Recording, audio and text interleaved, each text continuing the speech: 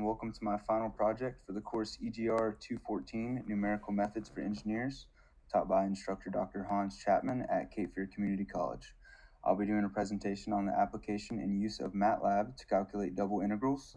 The related course for this topic is Calculus 3 and can be found in section 15.1 of the required text for this course. These are some related theorems that can be applied to calculate double integrals. Here we can see Fubini's theorem in its first and second form, its first form allowing us to calculate the volume under a rectangular region, and its second to calculate volume over bounded non-rectangular regions. Fubini's theorem states that double integrals of any continuous function over a rectangle can be calculated as an integrated integral. For this presentation, I'll be focusing on the first form, but felt the need to show how Fubini's theorem can be applied over any irregular surface to calculate volumes as well.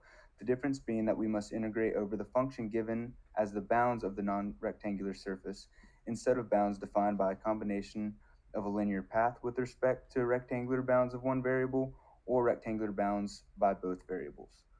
We see that the total volume can be found by integrating twice over these values, and in Fubini's first form, we can note that the order of integration doesn't matter as long as the integration is performed properly with respect to each variable and its bounds.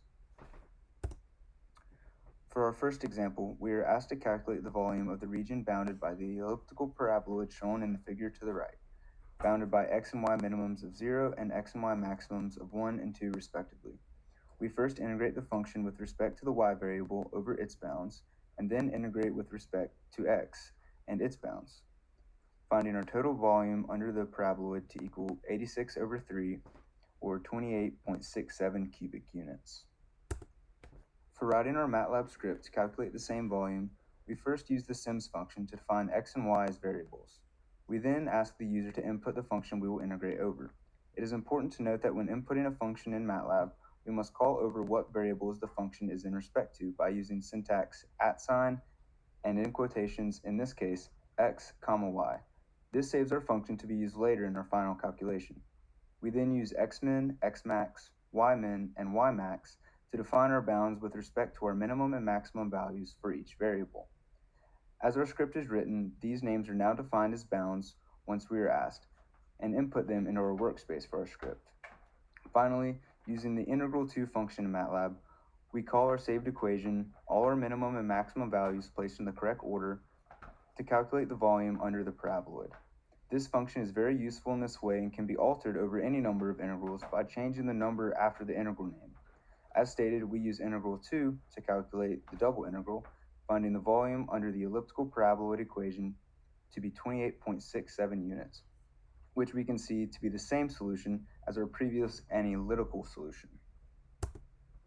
Here, we see a similar example, asking us to find the volume of the region bounded by the paraboloid x squared plus y squared, with bounds of x and y minimums -1 and maximums of 1. We apply Fubini's theorem to calculate the double integral, in this case, first by integrating with respect to the x variable over its bounds, and using our resulting equation to integrate with respect to the y variable and its bounds, our final solution being 2.67 cubic units, the volume under our paraboloid.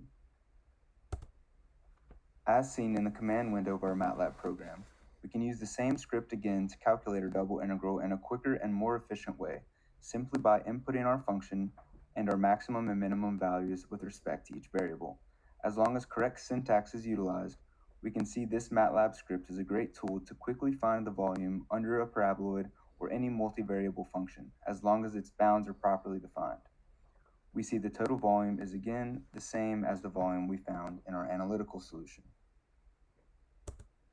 To review, upon the completion of this project, it further solidified what I've already concluded from this course, that MATLAB is an amazing tool to calculate tedious mathematical problems in a fraction of the time compared to finding analytical solutions. I also learned that syntax was very important in the creation of properly functioning scripts, and through some trial, error, and further research, was able to find the solutions to problems I had early on in the code typing process. Finally, I learned more about double integrals, the theorems that allowed us to analytically calculate them in ways that I displayed, and the many applications they have, such as calculating volumes of known curved surfaces, and being an important step to find mass and flux densities for different bodies, such as reservoirs and other non-solid irregular planes, areas, or spaces. Overall, I believe this project has helped further gain valuable knowledge about MATLAB and its many uses, and why it can help us as engineers to more effectively and efficiently solve problems. I hope you enjoyed, and thank you for listening.